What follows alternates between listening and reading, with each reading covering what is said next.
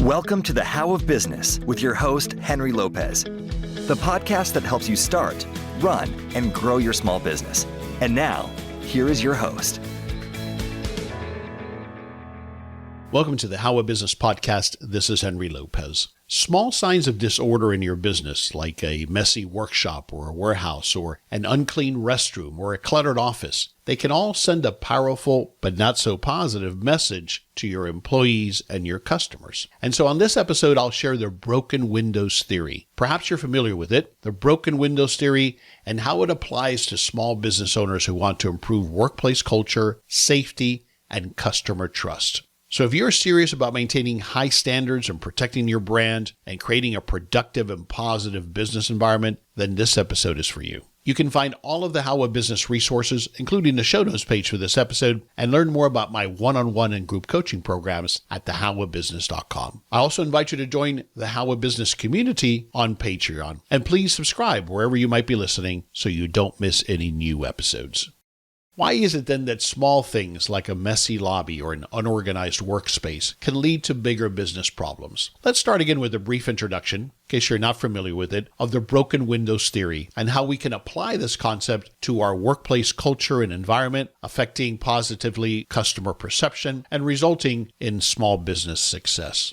So based on my research, the broken windows theory was first shared in an article by James Wilson and George Kelling back in 1982 in the Atlantic magazine. And it was based on, or the theory was really developed by Philip Zimbardo. Philip Zimbardo was a Stanford psychologist, and he's best known for the Stanford prison experiment, where he focused on how environment and context can shape human behavior. So this article mentioned it in context of crime, particularly in big cities. And the particular experiment that Zimbardo conducted related to this in 1969, he left an abandoned car in the Bronx, New York. And he observed then that it got stripped in minutes. It was destroyed within days. People took every single component they could possibly take from it. Then the windows were smashed. It was completely destroyed. He conducted the same identical study with a car in Palo Alto, California, which is a very affluent neighborhood if you haven't been there, and it remained untouched for weeks until Zimbardo smashed it. He broke some of the windows, and then people joined in. So then people started damaging it. So again, you can see the idea, the lesson is that visible neglect invites further disorder, regardless of the location.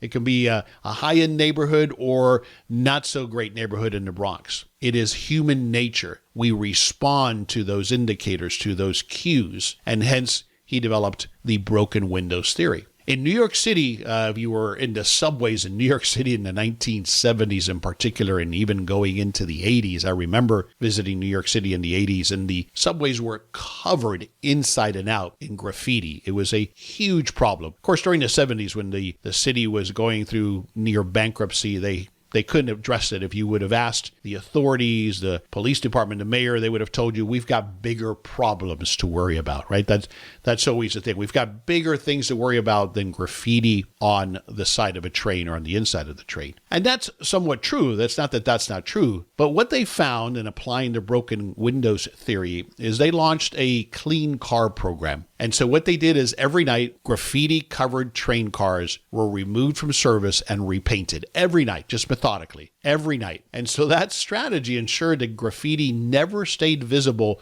long enough for it to become normalized. In other words, people said, oh, look, that's a place to do graffiti, or for the graffiti artists, if you want to call them that, some of them are certainly, to take pride in seeing their work of art displayed on the subway. So they went elsewhere. Same thing applied to strictly enforcing turnstile jumpers, which was rampant throughout the 70s and 80s. And again, if you would have asked a police officer, why aren't you doing something about people jumping the turnstiles and not paying their fare? They'd say, we've got bigger problems. We've got murders and assaults and other bigger crimes to worry about. And again, that makes sense, right? But what they found is that by enforcing those little things, getting rid of the graffiti, enforcing and doing something about people that were jumping the turnstiles, over time, crime and disorder in the subway system declined significantly. And I can tell you, even nowadays, riding the subways. My daughter lives in Manhattan. It is, relatively speaking, extremely safe and fairly clean. All of the trains are clean. Some of the stations are not so clean, but the trains are all clean. And it really worked, paying attention to those little things. So again, the conclusion in Wilson and Kelling's article is that small signals of disorder, and these examples, graffiti,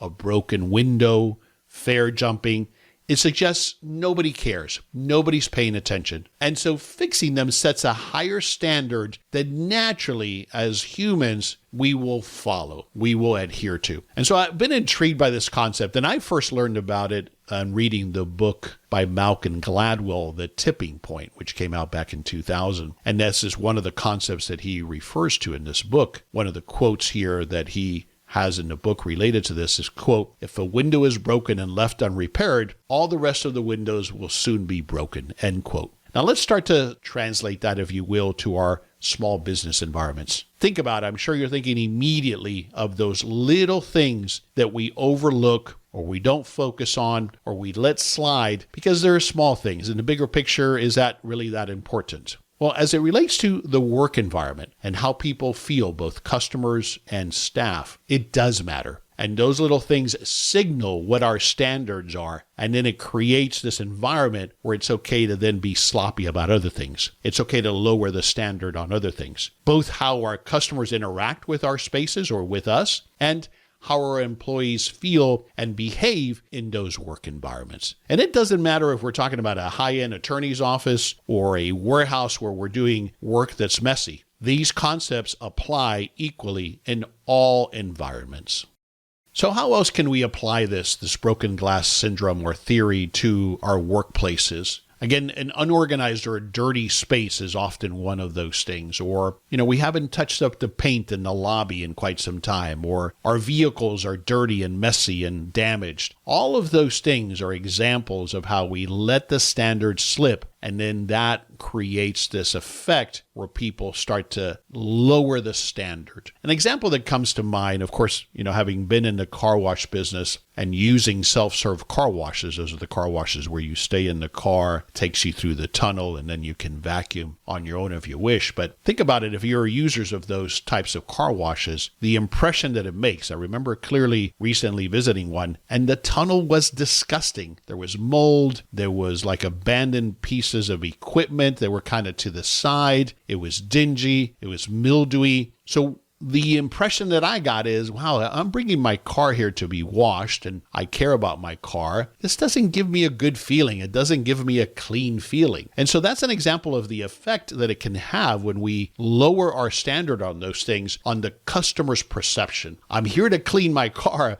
but the environment in which you're cleaning my car is dirty. So that's the negative impact as an example that it can have. Or, lots of us, I'm sure, visiting a restaurant, go to the restroom and you wonder, wow, if the restroom looks this bad, if it looks like it hasn't been cleaned in days and nobody's checking on it, I wonder what the kitchen looks like. So these things, these messages that they send us that, hey, standards are low here, so it's okay for me to keep the standards low or even lower them. It's because that's the expectation, either as a customer or as a staff member. If you'll observe it, if you'll notice, places where there's trash on the ground, people tend to not care about, I didn't get my trash in the trash can, or the trash can is overflowing. But if it's a clean and tidy environment, we all naturally have a tendency to respond in that order. We hold ourselves to that higher standard that's being modeled for us. So clean, organized workspaces. Not only do they send those positive signals, but it also reduces safety hazards and accidents. That's been proven. Orderliness reduces downtime. Workers can find their tools or their supplies faster, for example. Employees feel more valued, which of course then improves morale and employee retention. And visible standards of cleanliness create pride and accountability. Customers, vendors, maybe an inspector, they all respond much more positively to a tidy, well-kept facility. So there's lots of real tangible benefits for us as small business owners to pay attention to these little things, to think of the broken glass theory as it relates to our work environments.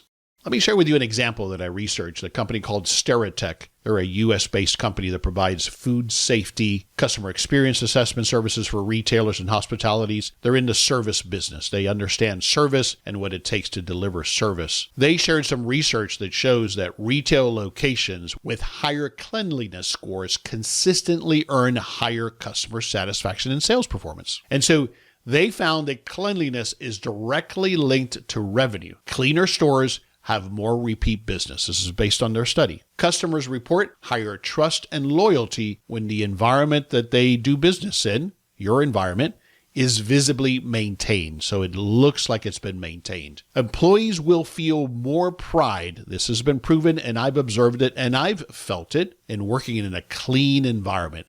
Let's talk a little bit more about culture, workplace culture, and the impact that keeping our standards high, applying the broken windows theory, or keeping it in mind, how it impacts culture specifically. So as I mentioned already, clean and orderly spaces, it encourages accountability and pride. We take pride in those environments. Mess, on the other hand, breeds more mess. Order encourages care, that we take care of things. The research again shows that orderly environments foster responsibility and people make better choices. And of course, from a customer perception and professionalism, we're talking about first impressions here sometimes.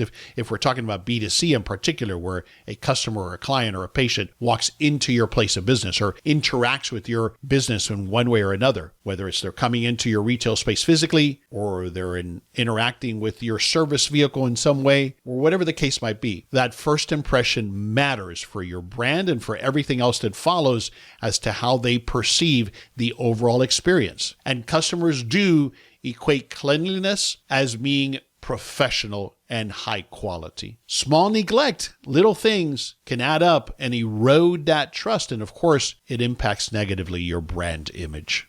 So what are some of the steps here beyond the obvious to apply this theory or be aware of this theory? You want to set specific standards. I'm talking about operating procedures and standards for tidiness and cleanliness. You want to fix even small maintenance issues immediately, like a light bulb that's out or a scuffed wall, a messy front desk, as I've mentioned, a service vehicle that hasn't been washed in 4 weeks and is covered in grime. All of those things make an impression. They all add up. And they all create this environment that then not only do customers respond to from a perception perspective, but your employees respond to in their work environment. You have to assign ownership for upkeep. You have to make people accountable and responsible and your teams for maintaining this standard. Of course, you have to be the leader. You have to set that bar. Nobody else is going to. Maybe you're fortunate. You've got a manager or a leader on your team that has that same level of standard. But typically, we as the owners, as the CEOs of our business, must model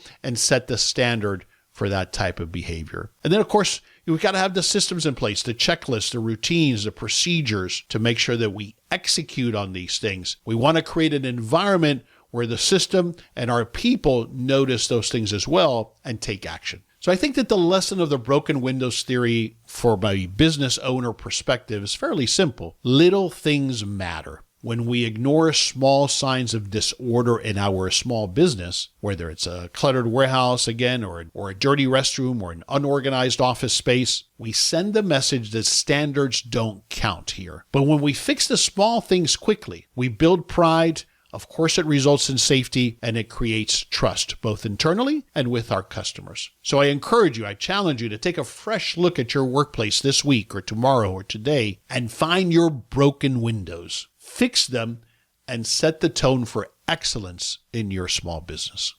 This is Henry Lopez, and thanks for joining me for this episode of The How of Business. I wish you the best as you start and grow your successful and profitable small business. I release new episodes every Monday morning. You can find the show anywhere you listen to podcasts, including the How of Business YouTube channel and at my website, thehowofbusiness.com. Thanks for listening. Thank you for listening to The How of Business.